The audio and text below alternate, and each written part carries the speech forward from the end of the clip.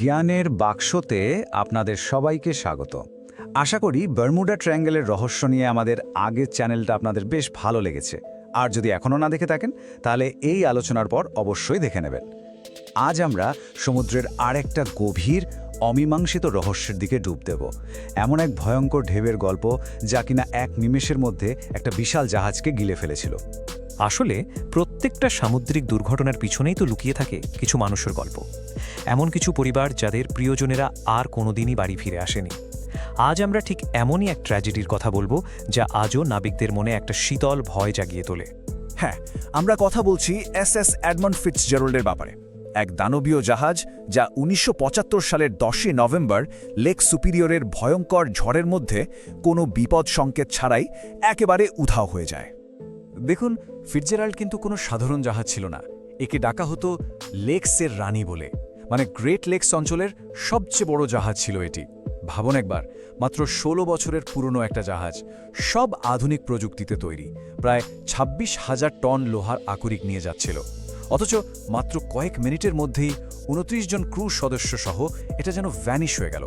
একটা বিপদ সংকেত, মানে একটা SOS পাঠানোর সুযোগ পর্যন্ত পেল না। আসল প্রশ্নটা হলো, এত শক্তিশালী আর আধুনিক একটা জাহাজ কোনো চিহ্ন না রেখে কিভাবে অদৃশ্য হয়ে গেল? বছরের পর বছর ধরে এর কারণ নিয়ে অনেক থিওরি, অনেক জল্পনা কল্পনা হয়েছে। কিন্তু জানেন, আসল অপরাধী হয়তো এমন কিছু যাকে বিজ্ঞানীরা এতদিন ধরে নাবিকদের বানানো গল্প বলে উড়িয়ে দিতেন। নাবিকরা কিন্তু শত শত বছর ধরে সমুদ্রে হঠাৎ করে তৈরি হওয়া বিশাল, মানে একেবারে দানবীয় ঢেউয়ের কথা বলে আসছে। কিন্তু বিজ্ঞানীরা কি সেটা বিশ্বাস করতেন? না, বহুদিন পর্যন্ত তারা এই গল্পগুলোকে নিছকই অতিরঞ্জিত বা বলতে পারেন নাবিকদের মনের ভুল বলে উড়িয়ে দিতেন। তো সবার আগে একটা ভুল ধারণা ভাঙা যাক। এই যে বিশাল ঢেউয়ের কথা আমরা বলছি, এগুলো কিন্তু সুনামি নয়।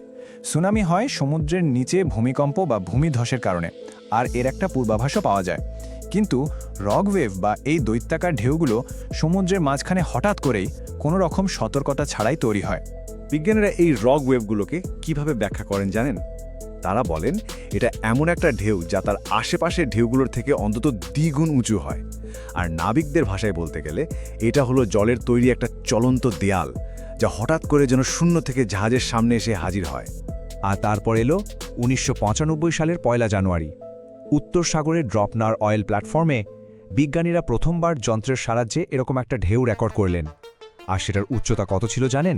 ৮৪ ফুট, মানে প্রায় একটা ৮ তলা বাড়ির সমান উঁচু। অবশেষে নাবিকদের সেই গল্প সত্যি বলে প্রমাণিত হলো।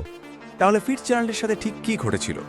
সমস্ত প্রমাণ কিন্তু এক বিশেষ ধরনের রক ওয়েভ ঘটনার দিকে ইঙ্গিত করে, যা গ্রেট লেকস অঞ্চলে 3 সিস্টার্স বা ৩ বোন নামে পরিচিত। ঘটনার সময় ফিটজেরাল্ডের কাছাকাছি থাকা অন্য একটা জাহাজের নাবিকরা জানিয়েছেন যে তারা পরপর ৩টি বিশাল ঢেউয়ের সামনে পড়েছিল। বিশেষজ্ঞদের মধ্যে ঠিক এটাই ফিটজেরাল্ডের ভাগ্য লিখে দিয়েছিল। প্রথম ঢেউটা এসে জাহাজের সামনের অংশকে জলের নিচে চেপে ধরে। জাহাজটা নিজেকে সামলে নেওয়ার আগেই দ্বিতীয় আর তৃতীয় ঢেউটা এসে এর কার্গো হোল্ডগুলোকে একেবারে ভেঙে চুড়ে দেয়। আর তারপর মুহূর্তের মধ্যে হাজার হাজার টন জল ভেতরে ঢুকে জাহাজটাকে একটা ডুবো জাহাজের মতো সোজা সমুদ্রের গভীরে টেনে নিয়ে যায়।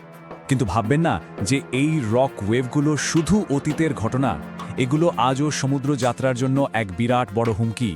প্রশ্ন হলো, আজকের দিনে দাঁড়িয়ে বিজ্ঞান কি এই সামুদ্রিক দানবদের আগে থেকে চিহ্নিত করতে পারে? দেখুন, ফিটজেরাল্ডের ঘটনাটা কিন্তু একা নয়। এরপরেও অনেক বড় বড় জাহাজ যেমন MS মুনশেন বা MV ডার্বিশায়ার সম্ভবত এই একই ধরনের ঢেউয়ের কারণেই চিরকালের জন্য হারিয়ে গেছে। এমনকি প্রযুক্তির এত উন্নতির পরেও এই তো ২০২২ সালেও একটা আধুনিক ক্রুজ জাহাজ এরকমই একটা বিশাল ঢেউয়ের ধাক্কা খায়, আর দুর্ভাগ্যবশত একজন যাত্রী মারাও যান। তবে একটা আশার আলো আছে।